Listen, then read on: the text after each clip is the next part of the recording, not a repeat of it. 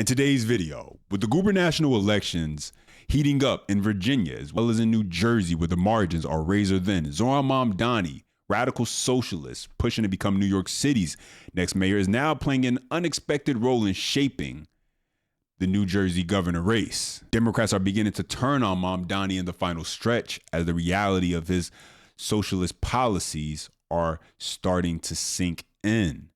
And here's the twist. He's actually driving more voters to rally behind Republican governor nominee right there across the bridge in New Jersey, Jack Ciattarelli. And so we're breaking it all down, showing you how each side is presenting their case and what it really means for the people caught in the middle. Stay locked in. And as always, if you enjoy the content, make sure to like the video and subscribe for more breakdowns just like this. And Congressman Suozzi, finish us off here on a completely different topic, because you've broken with the leader, you broke with the governor of New York, Kathy Hochul. You're endorsing Andrew Cuomo for mayor. Why did you make that choice?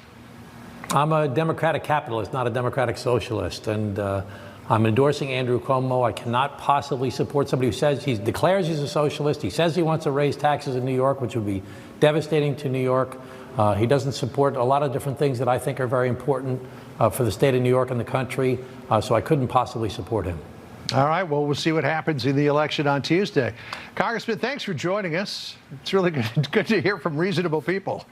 Ciattarelli campaign believes the anti-Israel rhetoric from New York City's frontrunner for mayor Zohran Mamdani is pushing Jewish voters their way. More than 400,000 New Jerseyans commute to New York City every single day, and the Jewish voters we spoke to this afternoon told us that growing anti-Semitism and Mamdani's rhetoric has motivated them to come out to vote for Ciattarelli. I think the Jewish community in general has never been this concerned, has never been this afraid. And I think that what's going on across the river is absolutely, something that people are waking up to as, a major threat. Everybody's turning out. Everybody's worried. And so we're voting. That's our only voice, is to vote. We all feel that it's crucial that we vote for the biggest friend of Israel, and that it makes the most sense for all of us. The Ciattarelli campaign has attacked Cheryl for tacitly endorsing Mamdani in June and then flip-flopping and backing off of that. We'll see if it'll make a difference. Martha? I spent most of my life in New Jersey. That's where I grew up. I live in Texas now, but everyone in Jersey with a little bit of common sense are absolutely worried about what will happen if this guy becomes the next mayor of New York City. If you're not from the East Coast, you may not fully understand or even know how connected New Jersey and New York City really are, specifically when it comes to the people who commute back and forth for work day in and day out. And so they will absolutely be affected if Mamdani wins. And remember, back in 2021, Jack Ciattarelli only barely lost the race. It was tight. And with what's happening in New York City, the spillover effect could be huge. The Democrat Party endorsing a socialist to become the next mayor of the largest city in this country is pushing longtime voters away, people who no longer recognize what their party has become, as it embraces socialist figures pushing policies that have never worked. There are still Democrats out there that don't want to support the AOCs and Mamdanis of their party. But the problem is the current Democrat leadership has done such a poor job of giving them any real direction, anything to actually stand for besides opposing and fighting Trump. That's the only thing they can unite around. And that's also why you see people like Zohran Mamdani rise, not because he has great ideas, but just because he's actually giving them ideas besides Trump bad. I mean, think about it. How does someone like that become the Democrat nominee for the largest city in the U.S.? It's because they tried to throw Andrew Cuomo back out there and it didn't stick. And why should it? After everything Cuomo did as governor, Democrats thought that the people would accept him as the mayor. And now you got New York's current governor, Kathy Hochul, getting heckled at rallies with AOC, Bernie, and Mamdani, not because she's too conservative, but because she's not far left enough. And yet she still has to endorse Mamdani because that's all the Democrats have left. Take a listen.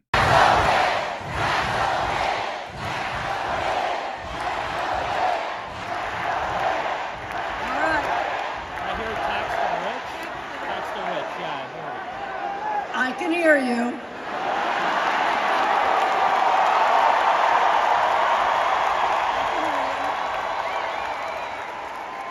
But here's, my friends, you want to see Zohran or not? Listen, I got one plea for you. I love to see this energy and this passion. And for those of you who've not been involved in the voting or even campaigns before, I am so excited about what is going on here. But I need you to do something. All right, one more thing, my friend. This is about this November's election, but take that energy, that passion, and take it into 26 so that we can take back the House of Representatives, take the Senate, and take back our country. With your help, we will. Elect Zohran, we take back America. Thank you, Queens. Thank you, New York. God love you guys.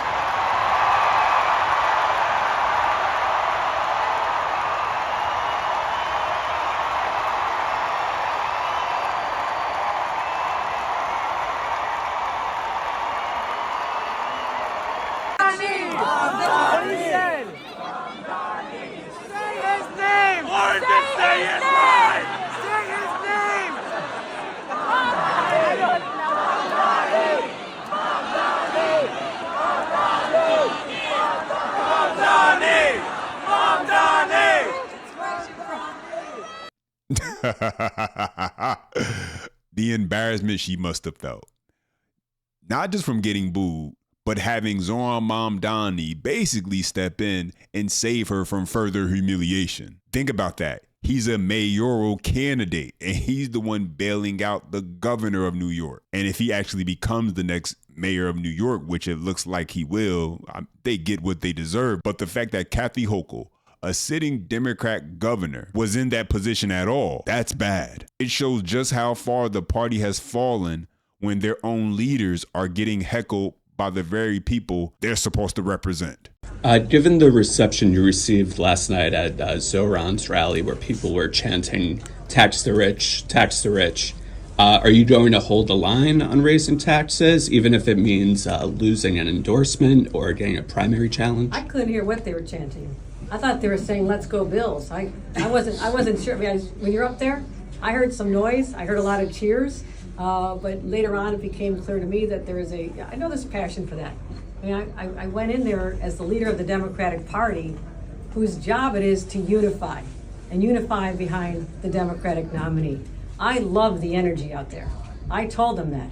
And I want to do is bottle all that up, use it in a few days, but take that to Long Island and the Hudson Valley and make sure that we can stop the insanity that's happening now while we're in the minority, while we don't have the power, the levers of power in Washington. I want to win back the House through New York. And what I saw in that stadium was refreshing and energizing to know we can harness all that, to be on the same team, and to make sure we can do a lot of great things for the people of this state and indeed the country. So, no, it's a great event. I enjoyed being there. So would you change your mind about taxes? Because of that event? Because of that and about conversations about him endorsing you. Well, I didn't ask him for his endorsement. That's the only reason he hasn't. They want to know my timeline. I said, let's get through this election. Let's let the focus be on your race. I have a lot of time to roll out my endorsements, of which there'll be many that I'll be proud of. So that's unrelated to the event. I want to be there as the leader of the party and say, we have a lot of voices in this party. Let's pull it together. Let's win this election and on to 26. Great, thank you. Thanks, everybody. Appreciate it. Okay, that's her story. She's sticking to it. I don't think Kathy even believes she believes what she just said. So let me get this straight. In a place that has the New York Jets, the New York Mets, the New York Yankees, the Brooklyn Nets, the New York Giants, the New York Knicks, the New York Rangers. Did I miss anybody? As the governor of New York, she thought they were chanting, let's go Bills. Kathy Hochul did not want to touch the tax the rich question because politically it just won't be good for her. New York City already taxes the rich enough, but for socialists, it's never enough. If it were up to them, the wealthiest would pay every bill. Free buses, free groceries, free housing, all paid for by someone else. Sound familiar? But that's exactly what will collapse New York City in the long run. Let's go to Fox News, where Florida Governor Ron DeSantis weighs in on this. Florida continues to be one of the top destinations for New Yorkers leaving the state. When asked about that, about migration out of the city if he wins, the candidate says it's not going to happen, especially at the upper end of the wealth scale.